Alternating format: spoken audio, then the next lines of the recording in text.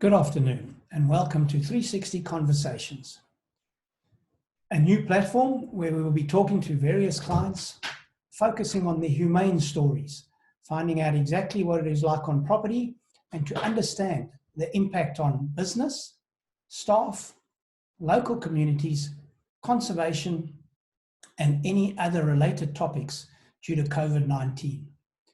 For our first edition today, we have the privilege of talking to Christopher Tett, co-founder and managing director of Bushtracks Africa, operating in Zambia, Zimbabwe, and Botswana.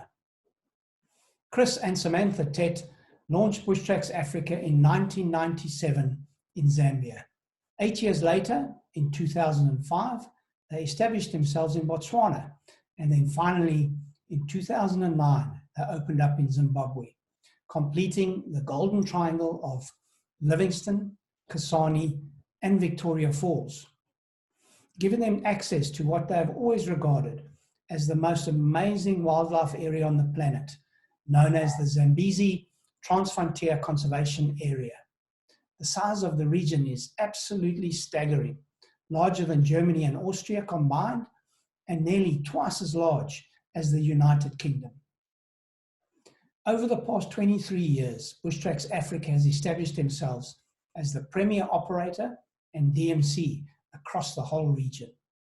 So without any further ado, welcome, Christopher.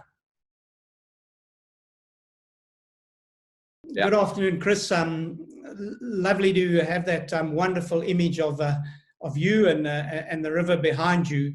Looks like a nice afternoon in Zambia. It is. Afternoon, Ian, and thanks very much for inviting me on to 360 Conversations. It's a wonderful afternoon in Zambia. It's beautifully warm and pleasant, but it's cool at nights now. It's cooling down, so it's a great time of year. Okay, wonderful. And just quickly, the river behind, I mean, have you had much rain recently? All right, Ian, it's absolutely amazing. I've lived on the banks of the Zambezi for 23 years now, and the river is still in my garden. And only has this happened ever once before. It's absolutely phenomenal. And if you look behind there, you can just see the power of that water going down. So yes, this is the second highest I've ever known it in 23 years on living on the banks of the Zambezi. Oh, that's amazing. That's amazing, Chris. Well, listen, it's a pleasure having you on today, and really we do appreciate your time. Just wanted to understand from your point of view, and you and Samantha founded Bushtracks Africa almost 23 years ago. Have you ever in those 23 years found yourselves in a predicament like this before? Ian, we've been through a lot here in this part, in Victoria Falls region. We've had yellow fever, we've had Ebola, we obviously had the financial crisis, 2009-10, which caused a recession here. But in 23 years of existence, I have never had to close Bushtracks Africa's doors. And on the 22nd of March in Zambia, we closed our doors, which is for the first time in 23 years, 365 days a year, that we've actually had to do that. That is the dramatic effect that this COVID-19 virus has had on us. Wow, that's unbelievable. And Chris, tell me, I mean, you're operational in Zambia, Zimbabwe, and Botswana, and quite sizable operations.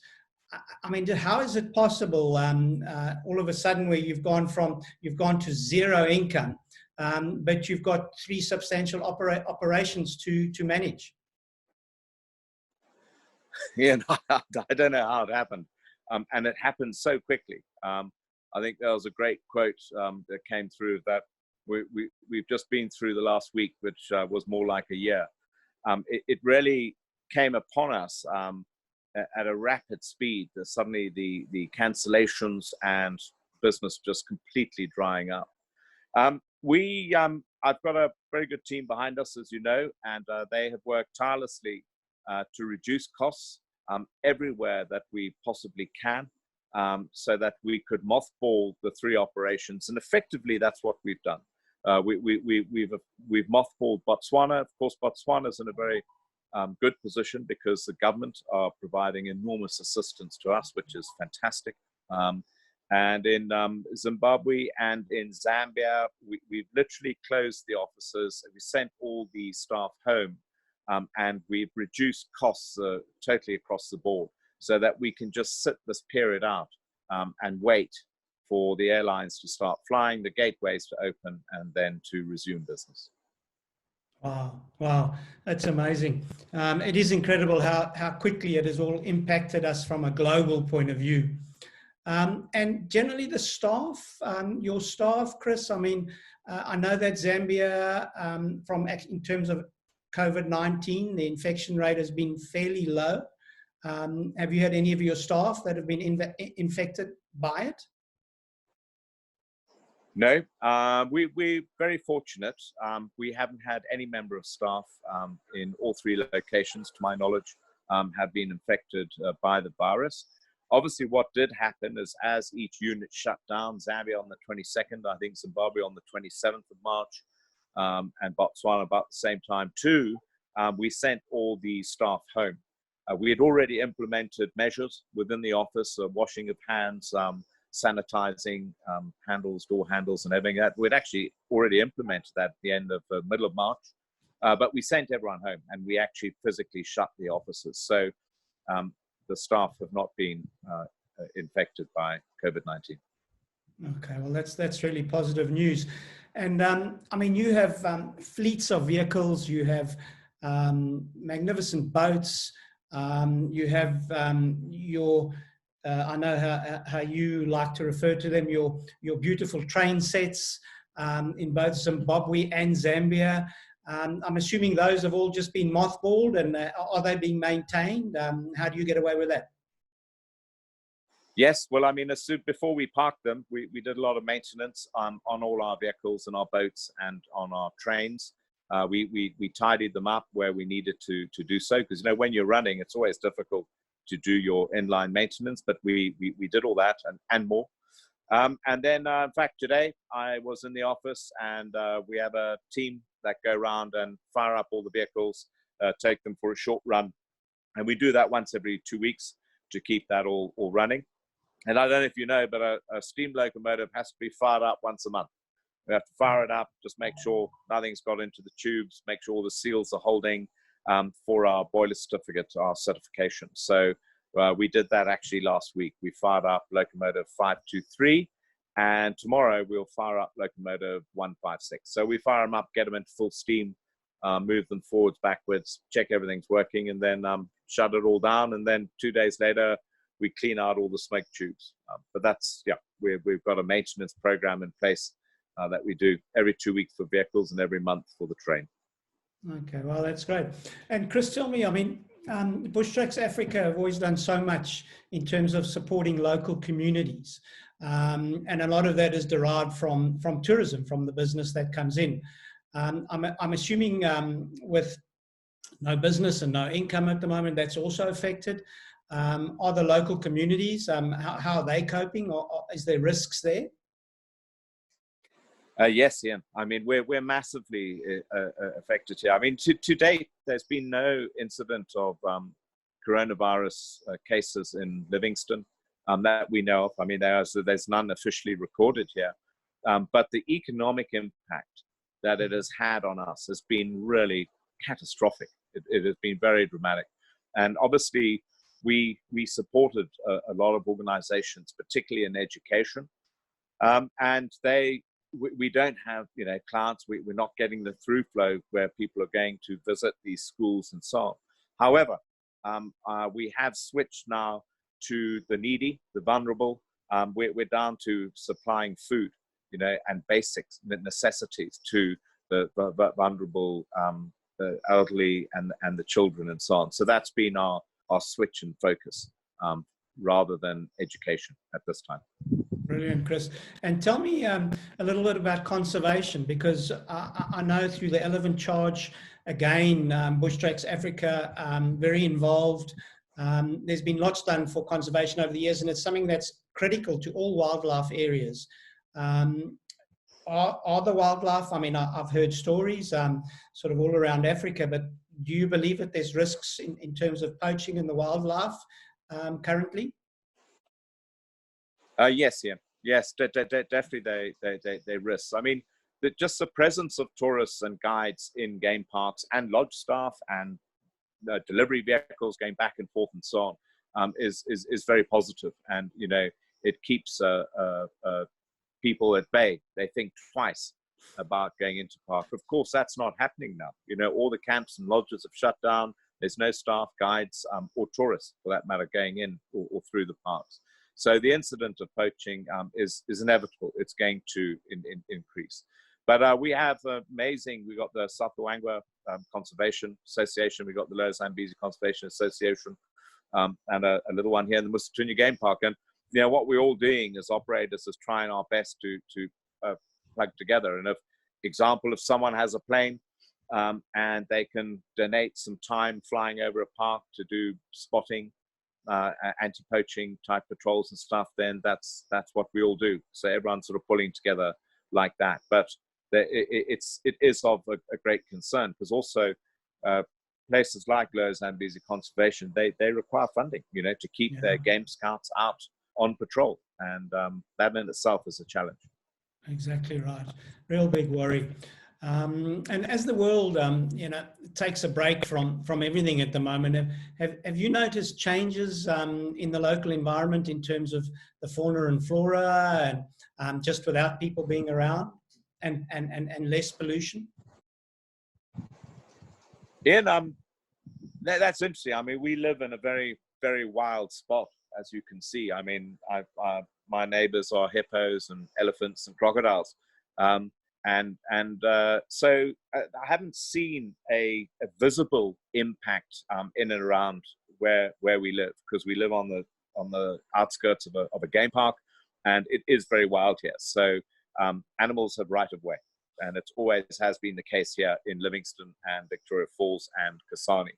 So there hasn't been a physical impact, like, you know, suddenly an animal has appeared which we haven't seen for a long time. What I do know, though, further afield, is, for example, Pride of Lion walked into Maun the other day, which is, as you know, the gateway to the Okavango.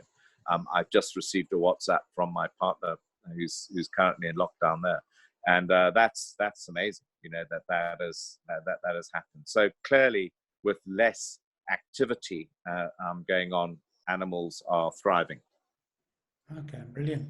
Really good news.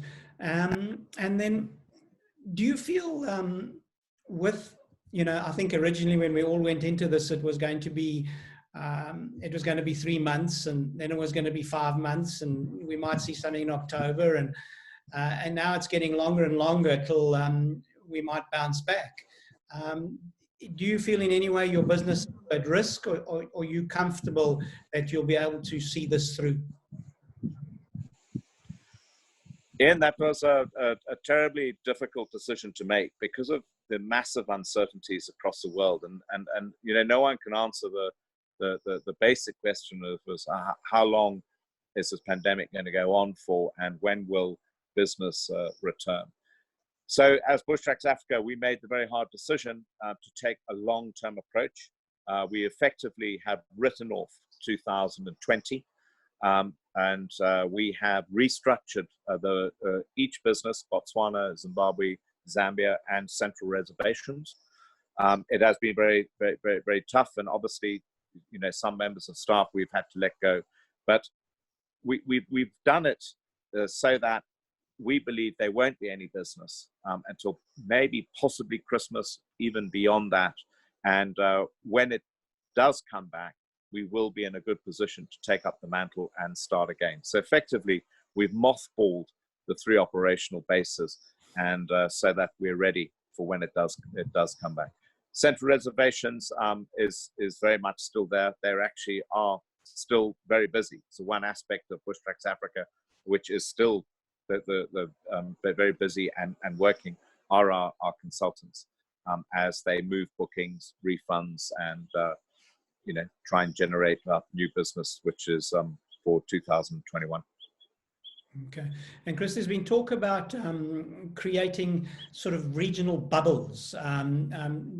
Is there potential within the region in terms of, let's say, the closest region, Zim, and Bots, where you operate, of domestic or local tourism that could come first? Yeah, domestic-wise, our economies have been severely hit, particularly in all three countries: Botswana, Zimbabwe, and Zambia. Just driving into town today to go and get some basic provisions. There are very few vehicles on the road, very few pedestrians on the road. So you can see the economic impact it really has had on the various countries. And as a result, I think there won't be the appetite to travel so much. The kwacha is also devalued somewhat. So I don't, we will obviously always look to any market and service any market, but I don't think that the domestic market is going to be our savior. The next one to look at is the regional market, the South African market. My concern there is that, they're in a very strict lockdown, and they're talking about airports or flights not being open till November, which is a long way down the line, possibly December. I hope that situation changes and it moves forward, but that's what has been stated so far. And of course, also the rand has also weakened, and being US dollar based up in this area makes us a lot more expensive, and that for the average South African. So we definitely have taken a long-term approach that we need to sit back, hold tight for 9, 10, 11 months, however long it takes for our international traveler to come back. Yeah, I think that makes a lot of sense, Chris, definitely to err on the cautious side. And I guess if there's a little bit, or if South Africa had to open up and you had to get some flights in, you could gradually start building the business back from an operations point of view, which is probably a better way to go. Yes, absolutely. That's what we do. And I mean, we've made a commitment to staff that when we do start, we do not think it's going to come back in a massive wave, and we will re-employ people as and when we get the business coming back. That's brilliant, Chris. And just on a personal note, looking at the river there, I'm assuming you and the family get out on the river a lot. We do, Ian. We're very fortunate in Zambia is that we never went into lockdown. Obviously, all the countries around us did. So by naturally, our borders were closed. There's no movement except for essential trucking. Yes, I mean, with particularly the management team and the supervisors, we've been very busy restructuring, maintaining, and just gearing up for when we get back into work. But otherwise, we're all sitting at home with the family, and so we do take great opportunities to get out and about on the river, and we have picnics on islands, and try our hand at fishing. We keep ourselves very busy in the outdoors here, which is wonderful. Wow, that's brilliant, Chris. That's really great. Really appreciate you spending some time with us today on 360 Conversations. We wish you and the team and all the staff members at Bushtracks Africa everything of the best, and let's hope by some miracle this normality can return sooner than later. Absolutely, Ian. And yeah, so do we. I mean, we will hang in here, and we'll be ready for when it comes back. I'm just so sad that with the river at this most incredible peak that we're having now, the Victoria Falls is absolutely stunning. It was opened up last weekend, and we were able to get in there and get some photographs, and we'll share that with everyone, to see what you really are missing. But yeah, we'll be here, Ian. Yeah, bigger and stronger than before. Wonderful, Chris. You take care now. Thanks very much. Thanks very much, Ian.